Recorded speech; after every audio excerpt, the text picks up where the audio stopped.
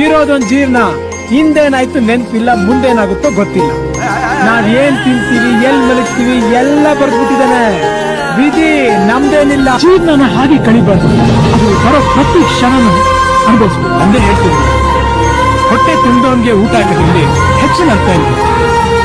ಹಸ್ತವನ್ ಜೊತೆ ಹಸಿರು ಹಂಚ್ಕೊಂಡ್ರೆ ಹಸಿರ್ಗೂ ಊಟ ಎರಡು ಏನು ಮಾಡೋಕ್ಕಾಗಲ್ಲ. ಯಾವತ್ತಿದ್ರೂ ಒಬ್ರು ಇನ್ನೊಬ್ರ ಬಗ್ಗೆ ಮಾತಾಡ್ತಾ ಇರ್ತಾರೆ, ಕಾಯಿಲೆ ಬಗ್ಗೆನೂ ಹೇಳ್ತಾ ಇರ್ತಾರೆ. ಅದಕ್ಕೆ ಒಂದೇ ಮಾತಾಡಿದೆ, ಕಾಮೆಂಟ್ ಮಾಡೋರೆಲ್ಲ ಕೆಲಸನ ಮಾಡೋರಿಲ್ಲ. ಒಂದೇ ಒಂದ್ ವರ ಕೊಡ್ತೀನಿ, ಏನ್ ಬೇಕು ನಿನ್ಗೆ ಕೇಳ್ರೆ ಅವ್ನು ಎಕ್ಸೈಟ್ ಆಗ್ಲಿಲ್ಲ ಅಂತೆ. ಒಂದ್ ವರ ಕೊಡ್ತೀಯಾ, ಇದು ಖಂಡಿತ ವರ್ಕೌಟ್ ಆಗತ್ತಾ ಅಂತ ಕೇಳಿದ್. ಖಂಡಿತ ಆಗತ್ತಪ್ಪ, ಕೇಳು ಅಂದ್ರೆ ಒಂದ್ 5 ನಿಮಿಷ ಟೈಮ್ ಕೊಡು ಅಂತ ಹೇಳ್ಬಿಟ್ಟು ಮನೆಗೆ ಹೋದ್ನಂತೆ. ಮನೇಲಿ ಹೆಂಡತಿ, ಅಪ್ಪ, ಅಮ್ಮ, ಓಕೆನಾ, ಎಲ್ಲಾರನು ಕೇಳಿದ್ ನಿಮ್ಗೇನ್ ಬೇಕು ಅಂತ. ಹೆಂಡತಿಗೆ ಮಕ್ಕಳಾಗಿಲ್ಲ. ಹೆಂಡತಿ ಕೇಳಿದ, ನನ್ಗೊಂದ್ ಮಗು ಕೇಳ್ಬಿಡ್ರಿ, ನನಗೆ ಮಗು ಆದ್ರೆ ತುಂಬಾ ಸಂತೋಷ ನನಗೆ ಅಂತ. ಅಪ್ಪ ಅಮ್ಮ ಕಣ್ಣಿಲ್ಲಂತೆ. ಅಪ್ಪ ಅಮ್ಮ ಕೇಳಿದ್ರೆ, ನಮ್ ಕುರುಡು ಕಣ್ಣು, ನಾವ್ ಮನೆ ಸಾಯೋ ಟೈಮಲ್ಲೂ ಜಗತ್ ನೋಡಿ ಸಾಯ್ತೀವಪ್ಪ, ನಮ್ ಕಣ್ ಬರ್ಸತ್ರ ಕೇಳಪ್ಪ ಅಂತ. ಇವನಿಗೆ ದುಡ್ಡು ಬೇಕಾಗಿದೆ, ಬಡತನ, ಓಕೆನಾ. ವಾಪಸ್ ಯೋಚನೆ ಮಾಡ್ಕೊಂಡ್ ಬಂದಂತ ಈಶ್ವರನ ಹತ್ರ ಏನ್ ಕೇಳದಂತೆ ಗೊತ್ತಾ ವರ? ನಮ್ಮ ಅಪ್ಪ ಅಮ್ಮ ನನ್ನ ಮಗುನ ಚಿನ್ನದ ತೊಟ್ಲಲ್ಲಿ ನೋಡತ್ರ ಆಶೀರ್ವಾದ ಮಾಡಪ್ಪ ಅಂತ. ಅರ್ಥ ಆಯ್ತಾ? ಅಪ್ಪ ಅಮ್ಮ ಕಣ್ಣು ಬಂತು, ಮಗುನೂ ಆಯ್ತು, ಚಿನ್ನದ ತೊಟ್ಲಂದ್ರೆ ಇವನಿಗೆ ಶ್ರೀಮಂತಿಕೆನೋ ಬಂತು.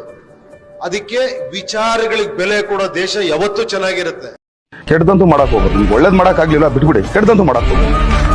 ಯಾರಿಗೋ ಏನೋ ಪೋಗ್ ಕೊಡೋದು, ಇನ್ಯಾರಿಗೋ ಟಾಂಗ್ ಕೊಡೋದು. ನಾನು ಬಟ್ ಏನೇ ಆದ್ರೂ ಕೂಡ, ಹೆಂಗೆ ಆದ್ರೂ ನಮಗೆ ಕೆಲಸ ಮಾತಾಡ್ಬೇಕು, ನಾವುಗಳು ಮಾತಾಡ್ಬೇಕು. ಕನಸು ಕಾಣಬೇಕು.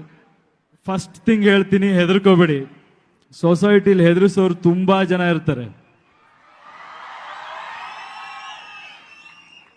ಯಾರೋ ನಿಮಗಿಂತ 10 ಹೆಜ್ಜೆ ಮುಂದೆ ಇದ್ರೆ, ಅಥವಾ ಯಾರ ಹತ್ರನೋ ಒಂದು ದೊಡ್ಡ ಕಾರ್ ಇರುತ್ತೆ, ನೀವು ನಡ್ಕೊಂಡು ಬರ್ತಾ ಇರ್ತೀರಾ, ಅದಕ್ಕೆ ಬೆಲೆ ಕೊಡಬೇಡಿ, ಅದಕ್ಕೆ ನೋಡಿ ಭಯ ಪಡಬೇಡಿ.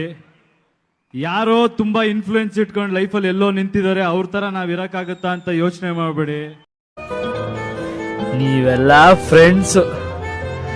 ಪ್ರತಿಯೊಬ್ರು ಮನೆಯಲ್ಲೂ ಹುಡುಗರು ಹೊರಗಡೆ ಹೋಗ್ಬೇಕಾದ್ರೆ ನೋಡಿ ಮಾಡಿ ಸ್ನೇಹ ಮಾಡ್ರಪ್ಪ, ಗೊತ್ತಿರೋರ್ ಜೊತೆ ಬೆರೀರಪ್ಪ ಅಂತಾರೆ.